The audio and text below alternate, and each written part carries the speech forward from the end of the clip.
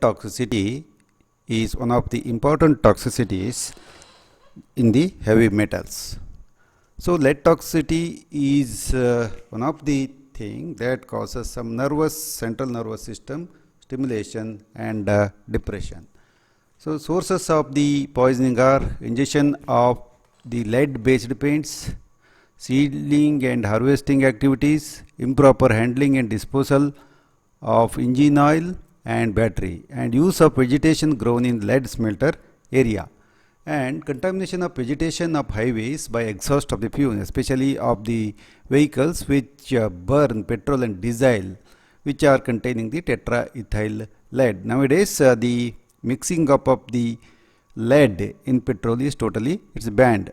Hence, this type of toxicity will not happen now. The animals, especially sheep, are reported to acquire a taste of lead and frequently graze in area contamination areas. Then ingestion of crops sprayed with lead insecticides, especially the lead arsenates. Of course, this is some more less. Drinking up of the water with lead plumbing pipes. Nowadays, these lead plumbing pipes are being replaced with the modern galvanized iron pipe or plastic PVC pipes. And the ingestion of milk from poisoned animals is also another possibility to how to get the toxicity. Factors affecting the toxicity is number one is the age. Young animals are as usual, they are more susceptible than the olds. The species, the goats, swine and chicken are more resistant, whereas the other species are susceptible. General health and reproductive state of an animal, the poorly nourished and debilitated and parasitized animals are more susceptible. Pregnant ewes are more susceptible than non-pregnant ewes. Route of entry, 1 to 2% of the ingested lead is absorbed, only 1 to 2%. Organic forms, especially tetramethyl lead and tetraethyl lead, penetrate the intact skin also. And form of the lead, soluble salts are more readily absorbed. Condition of the GIT, presence of the ingesta, delay or reduce the absorption of the lead. And damaged intestinal mucosa, absorption of the lead is comparatively better. Post exposure, previous chronic exposure, fair degrees of the tolerance to some of the biological effects of the lead. Previous acute exposure may reduce the subsequent amount of the lead required to produce lethal effect, because lead is stored in the bone marrow and causes the cumulative effect. And rate of ingestion is also another important factor. And lead salts are sparingly soluble in water. Rate of absorption is lead in the gut is very limited, that's 1 to 2%, and 98% of the lead is eliminated in the feces, but this 1 to 2% is enough to cause the toxicity. Undergoes the enterohepatic biliary cycle. The concentration of lead in kidney is more than compared to the liver, and it's got trapped. Lead can cross blood-brain barrier and blood placental barriers also. Lead undergo the redistribution, like it is distributed from soft tissue to bone, and bone act as sink of the lead and contains 90 to 98% of the total body burden of the lead. And whenever the lead is absorbed from the gut, it is going to store in the RBC membrane, and it's also bound to the plasma proteins or plasma albumins, and free or unbound form is also available, which is less than 1%. And coming to the toxicodynamics, acute oral lethal doses of the lead in different animals is the cows, it's 50 to 400 milligram per kg, and cattle 600 to 800 milligram per kg. The fowl is 160 to 600 milligram per kg. Whereas in case of horses, the total dose is 500 to 700 gram, and sheep 30 to 40 gram, swines and dog 10 to 20 gram. Chronic toxicosis also occurs due to the ingestion of lead over a period of days, weeks and months. A daily dose of 6 to 7 milligram of lead constitutes cumulative fetal dose for cattle and 2.5 milligram for the horses. A dose of 10 milligram per kg per day of lead carbonate can kill a dog in 5 weeks and 3 milligram per kg in about 5 months. So lead crosses the blood-brain barrier and RBC membranes, and it also accumulates in the RBC membranes and other cells. So whenever the lead has caused blood-brain barrier, it causes cellular and ultrastructural changes, increased capillary permeability rate, and it interferes with the prosthetic group of the enzymes of the mitochondria, especially the copper, ferrum, and zinc. Thus, it affects the cellular respiration, oxidative phosphorylation, and ATP synthetase complex formulation. And because of this thing, loss of structural integrity of the nerve cells occur, and there will be visual lesions and functional disorders. And the change in the behavioral and locomotor effects also seen.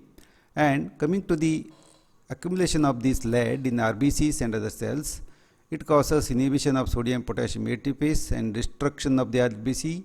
Then bone marrow will be depressed, and inhibition of the heme synthesis. Because of this inhibition of the heme synthesis, there is the cause of anemia, and binds to sulfatyl group of the many enzymes just like arsenic, and inhibits cellular antioxidant effect. It acts as neuromuscular junction and cause peripheral nerves segmental demyelination and muscular weakness. So this accumulates in NMDA or astrocytes of the nerves, and this is the mechanism how it causes the heme synthesis.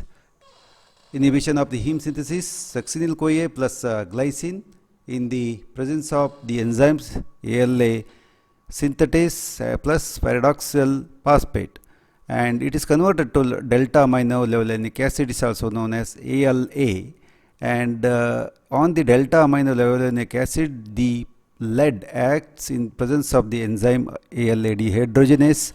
Then porphybilinogen, or it's also known as PBG, is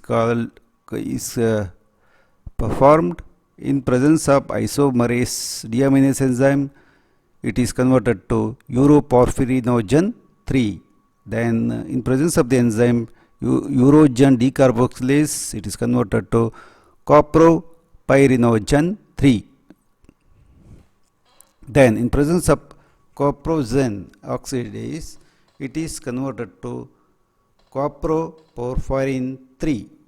Then in presence of the enzyme coproporphyrinase, then it is converted to protoporphyrinogen. Then in presence of the enzyme, so many enzymes are required here. Progen oxidase, it is converted to protoporphyrin 9 plus one of the ferrous, or this is combined with that of the ferrous. Then heme synthetase enzyme will be inhibited with that of the lead, and heme will not be formed. That's how the mechanism. The clinical signs acute within 24 hours of the exposure. There will be ataxia, blindness, colic, and compulsive hypermotility, salivation, and also spastic twitching up of the eyelids, and jaw chomping, sometimes the bruxism, and sometimes this muscle tremors and convulsions are also seen. Nystagmus, opisthotonus are also seen, whereas in case of subacute, sheep and older cattle, they are affected. Anorexia, rheumastasis, colic, all these things are done, and dullness and transient constipation is also observed. This is frequently followed by diarrhea, and blindness is also seen, and head pressing, bruxism, hyperesthesia, and incoordination is seen. And in case of chronic toxicity, especially in case of horse and of course the man, there will be a gradual weight loss, depression and weakness, colic, diarrhea, laryngeal or pharyngeal paralysis, dysphagia frequently resulting in aspiration pneumonia. Avian species, anorexia, ataxia, loss of condition and leg weakness will be seen. In case of dogs, anorexia, colic, there will be severe vomition, diarrhea or constipation, and the dogs will have hysterical barking or aimless barking, and the dogs will have a jaw chomping and some dogs may show CNS depression rather than the excitation. So in the particular blood smear we can see that basophilic stippling is there, and that causes the anemia. And post-mortem lesions, acute lead poisoning, oil or flakes of the plant or battery are seen in the GI tract, especially wherever the garages are there, or wherever these old batteries are removed with the lead and the lead is thrown outside, then the animals are going to consume this lead and get toxicity. And gastroenteritis is a common problem, and ruminitis is also another problem in case of the large ruminants.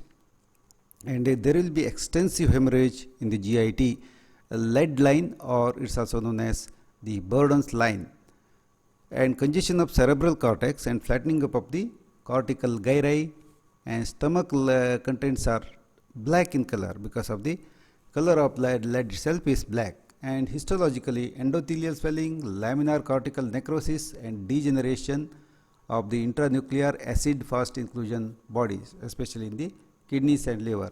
Osteoporosis is also present in case of limb. All these changes are depicted here, especially the change in the brain, change in the odorental tissues, and also the other tissues. And diagnosis is by history, clinical signs, the post-mortem lesions, and also another thing is estimation of the lead in blood. So it's useful to evaluate excessive accumulation and to reflect the level or duration of the exposure, severity, and prognosis of the toxicity. More and more lead accumulation is there means then we can think of the chronic toxicity.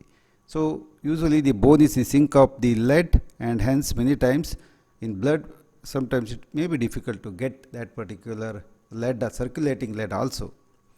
And the concentration of the lead at the rate of blood at 0.05 ppm, or the range is 0.05 to 0.25 ppm is also there. Liver and kidney cortex at 10 ppm are the diagnostic value in lead poisoning of the most of the species. Hematologic abnormalities, there is anemia, basophilic stippling up of the RBCs, and anisocytosis, poikilocytosis, polychromasia, and hypochromia. These are all characteristic of the hematological abnormalities. And blood urinary level of ALA and protoporphyrin levels are very sensitive indicators of the lead exposure. And poisoned animals, the ALA level is more than 500 microgram per decimil of the blood. Usually the concentration of the lead is ranging between 140 microgram per deciliter microgram.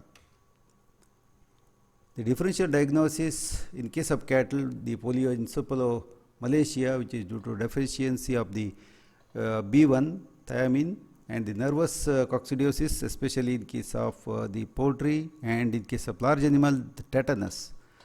And also the hypovitaminosis A, hypomagnesiemic tetany, the nervous acetonemia, urea, and insecticide poisoning. Arsenic acid and mercury poisoning, brain abscesses of the neoplasis, rabies, listeriosis, and hemophilus infection. And the dogs, rabies, distemper, and hepatitis need to be differentiated from the toxicity. And treatment, remove the unabsorbed lead from the GIT, magnesium sulfate 400 milligram per kg orally. Ruminectomy is required whenever a lot of lead is consumed by the animal. Immediate ruminectomy makes the animal to get relieved of the toxicity before it get absorbed into the circulation whenever it is present in the rumen or reticulum. To control convulsions, barbiturates or tranquilizers are very much required, and the fluid therapy is one of the important indicated importantly in case of the lead toxicity to dilute the blood plasma and get rid of the lead from the body. Then the specific antidotal treatment is there, that's the calcium disodium EDTA or calcium EDTA. It is administered as 100 milligram per kg per day, subcutaneous IV, and twice a day for 3 days, and skip 2 days later repeated treatment until complete recovery of the animal. and dogs a similar dose given 4 times a day subcutaneous 5% dextrose for 2 to 5 days. If clinical signs persist, additional 5-day treatment is required after a gap of 1 week is recommended. And how it gets rid of the this lead out of the body is this calcium disodium EDTA. It forms a complex with that of the blood lead. Then it is going to form lead disodium EDTA complex, and this is going to be water soluble and get excreted through urine or bile. And thiamine at the dose of 2 to 4 milligram per kg subcutaneous reduces the tissue disposition of the lead. And the combination of calcium EDTA and thiamine produces most beneficial response. And just like the other toxicities, D-penicillamine at the dose of 110 milligram per kg per day, then in case of dogs it can be administered for 2 weeks. And MSCs and anorexia are the common side effects of this D-penicillamine, and hence it is not recommended for the livestock. And calcium phosphogluconate or calcium borogluconate can also be used in case of the lead toxicity. And to check intestinal spasms, this can also be administered. Cattle and horses 250 to 500 ml, sheep and goat 500 to 100 ml. And apart from this one, corticosteroids can also be administered in case of lead toxicity. And that's about this particular topic, and thank you very much for patient hearing.